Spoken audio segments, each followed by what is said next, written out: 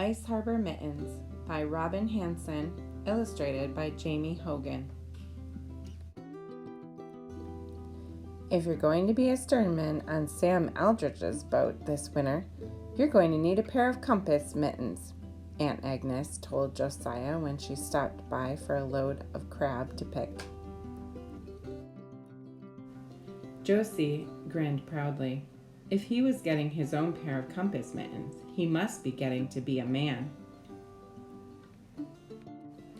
All the men who worked on boats in Ice Harbor had compass mittens knitted by Aunt Agnes.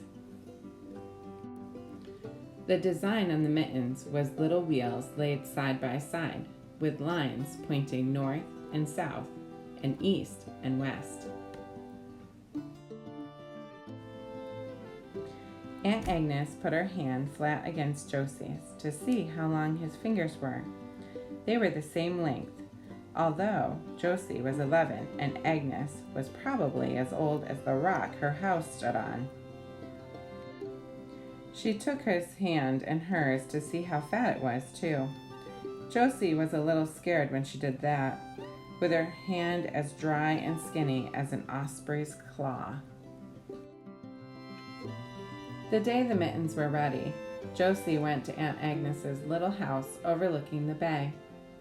He put on the mittens, and his hopes slid out the scuppers into the bay. "They're too big," he whispered, afraid she would take them back, and he wouldn't be able to work on Sam's boat when it turned cold. Aunt Agnes's dark eyes crinkled. "They'll shrink up in the salt water and fish gore. If they're still too big next Sunday, you bring them back, and I'll make you a smaller pair."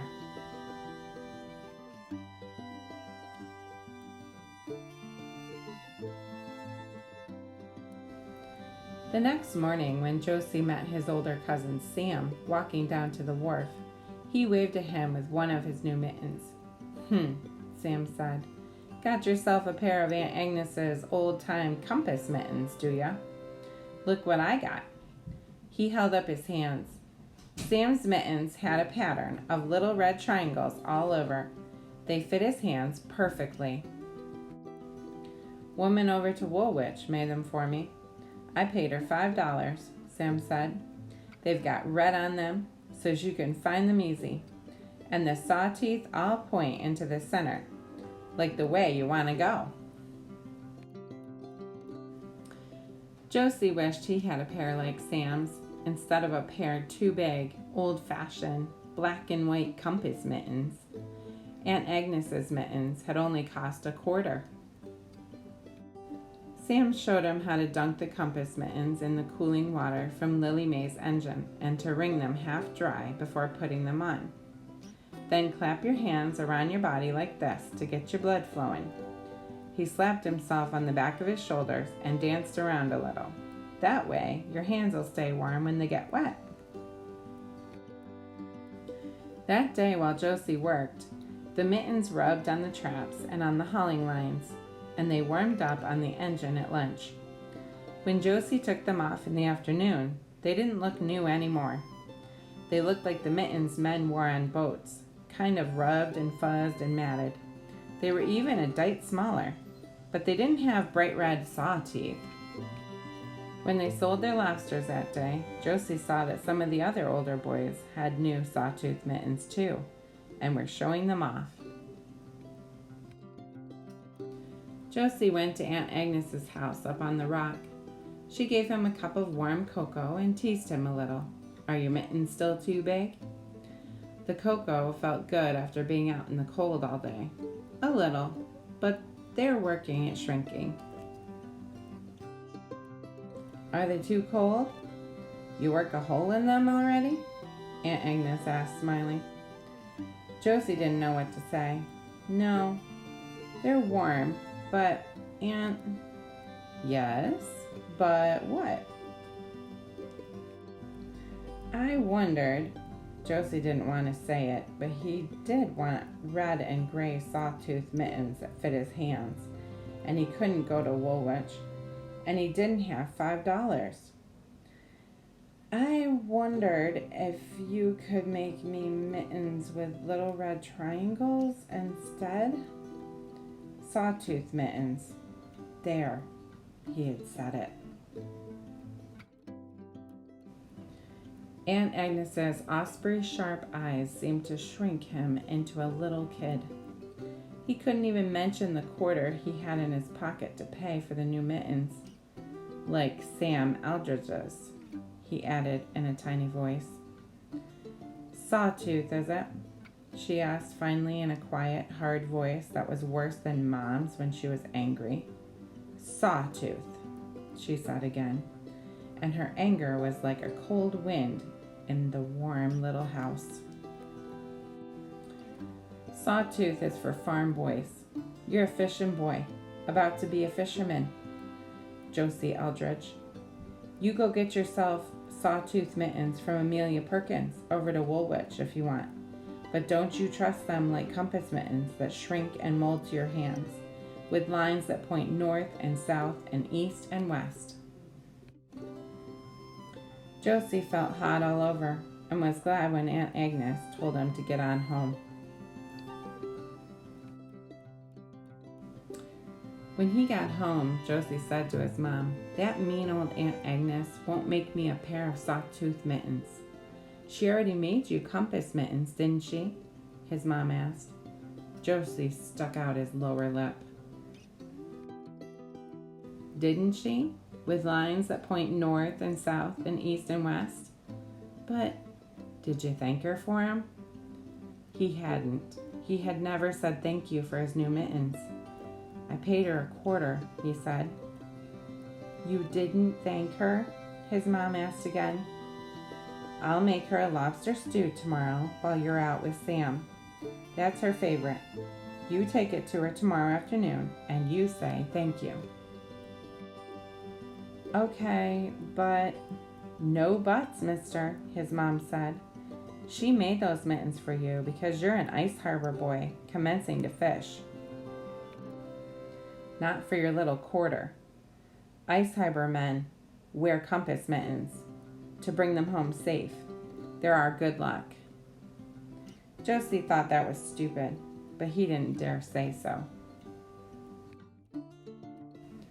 The next morning when Sam and Josie walked down to the wharf, a fog bank lay offshore like a gray whale lolling on top of the water. "It'll burn off," Sam said to Ed Prower, who was mending net at the wharf. "I don't mind, you should head out till then," Ed Prower said. "We'll be okay," Sam said. "I was born at night, but not last night." "Maybe.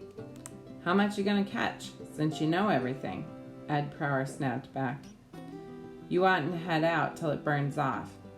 Josie knew what he meant was, "I don't want to have to come out after you." Sam and Josie climbed into the dory and loaded in the herring. Josie stood in the stern and sculled with one long oar. It was hard, but he leaned into it to show Sam and Ed Prower that he could do it. Sam nodded and smiled and pretended he didn't see Ed Prower scowling after them. The Lily May sat out in the harbor on a mooring. From the wharf, Josie only saw her shape in the fog, but by the time they got to her, she was clear enough. Josie looked back at the wharf and saw only fog. But Sam knew when to go out and when not to. Still, it was a little scary not being able to see the wharf or the shoreline. As he climbed on board, Josie saw his hands and the fuzzy compass mittens. "Luck," Mom had said, "to bring them home safe." He could hear gulls over to the fish processing plant, and he could hear the generator chugging by the store, and he could hear Ed Prower's dragger bang lightly against the pilings in the rising tide. It was like being in bed at night. You couldn't see anything, but you could tell where everything was. They chugged out, and Josie filled bait bags with chopped herring, then got the banding elastics out and the jig to fit them on the lobster's claws. The crisp, cold air blowing back along the deck took most of the old fish smell overboard. Sam slowed, and the hydraulic winch screamed as he hauled in a trap, opened it, and tossed fish and 2 small lobsters back. He hooked his gauge over the carapace of one lobster and then another, and put them, flopping and wiggling, on the table for Josie to band. Another burst of engine and a rooster tail wake. Another trap, 1 lobster, 4 crabs. Another, then another. Josie was keeping up okay when Sam slowed Lily Mae. Josie looked up. Sam was peering side to side into the fog. Should be one right here. Don't know where it's got to, Sam said thoughtfully. He gunned the engine and Lily Mae made large loops into the water. Looking out from the boat was like trying to see out of a jug of milk. There was nothing but white. Fogs thickened instead of burning off, Sam said, getting colder too. Something banged and scraped the bottom of the boat, and they lurched and had to catch the rail to stay on their feet. Drat, Sam said. We're too close in. Josie listened and heard water clucking on stone to the starboard. Sam swung the wheel and headed away from the sound. They hadn't gone too far when Sam slowed. The fog was still thick, but the sound of water on rocks was behind them. Looks like I should have listened to old Ed, he said. Josie felt an uneasy tickle crawl around the back of his neck. Crack out a sandwich, would ya? Sam said sharply and leaned back against the deck housing, as if he wasn't worried at all. Josie reached into the dinner pail and pulled out a lobster sandwich. They split it and ate it. Josie thought it was a big mouthful of food he didn't want just then. Sam poured a cup of coffee into the thermos lid and handed it to him. Josie looked at it. I'm a kid. Hey, this one time. Sam pushed it at him. Tastes awful, but it warms you through. Josie sipped at the coffee, thick with milk and sugar. It tasted like coffee ice cream. Not his favorite, but awful good hot. It wet down the glob of lobster sandwich some, and the water warmed him through his wet mittens. Gotta think, Sam said, taking another bite of sandwich. Are we lost? Josie asked. Kind of, but I'll sort it out. Can't we use a compass to get home? Could, Sam answered, if we had one. Never needed one before. An osprey chirped overhead, wheeling above them in the fog. Josie thought the ospreys had already flown south, and for no good reason, he thought of Aunt Agnes. Compass mittens, to bring them home safe. He looked over at Sam's sawtooth mittens. They looked fuzzed and matted like his compass mittens, but they had shrunk too, and now didn't even cover Sam's wrists. He looked at his own mittens. They had shrunk to fit and molded perfectly to his hands. Compass mittens with lines that pointed north and south and east and west. Then a movement on the mittens caught his eye. A set of lines was shining in one direction. He moved his hands catty-corner, and the shiny part shifted to the diagonals. Sam, he said, look at my mittens. Yeah, I know. Aunt Agnes made them for you and all that. Shut up, okay?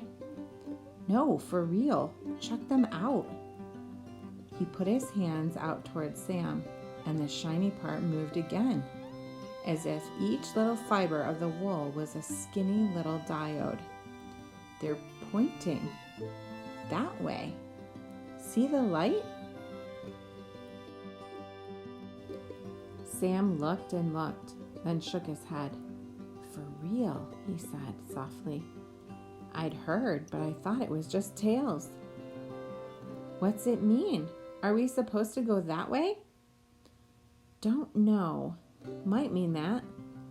He wiggled one of Josie's hands side to side, and the shine of them flickered around some more.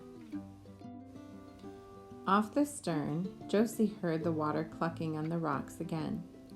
He bit his lip to forget about crying and then said, "A compass points north." "Might mean north," Sam agreed, looking at him. "So where are we?" he asked, staring out into the fog.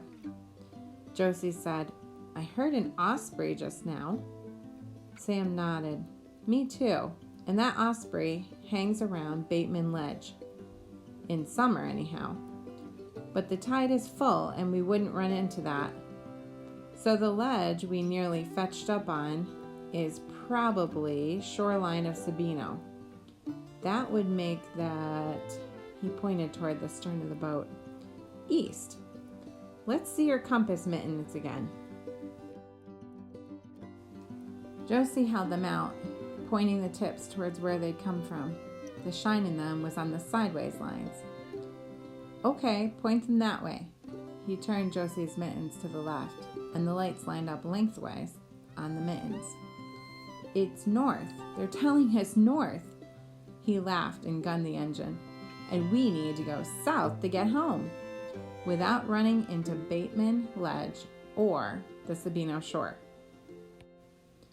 "You go up to the bow, Sturman," Sam told him, "and hold on. Keep a listen and a lookout for rocks in case we're too close in. The shore bulges out near here. Leave me one of them compass mittens. You take one of mine. They're too small for me anyways." The osprey chirped again overhead as they began carefully chugging into blind fog. Josie perched in the bow, trying to make his eyes cut through the fog, through the green-black water below. He heard a chainsaw not far away. To the east, someone was cutting trees at Sabino.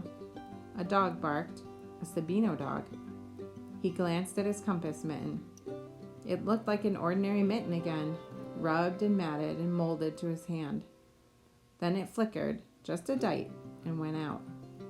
He shivered in his rain gear and stared into the fog. Gong, gong. It was the bell buoy off Bear Island to the south. They were going the right way. It seemed a long time with no other sound but the buoy and the engine. Then Josie heard the gulls at the fish processing plant and the chug of the generator at the ice harbor store. He looked back. Sam was grinning like a dolphin and flicked him a little wave with Josie's mitten. Josie would go thank Aunt Agnes right off, soon's he got his other mitten back.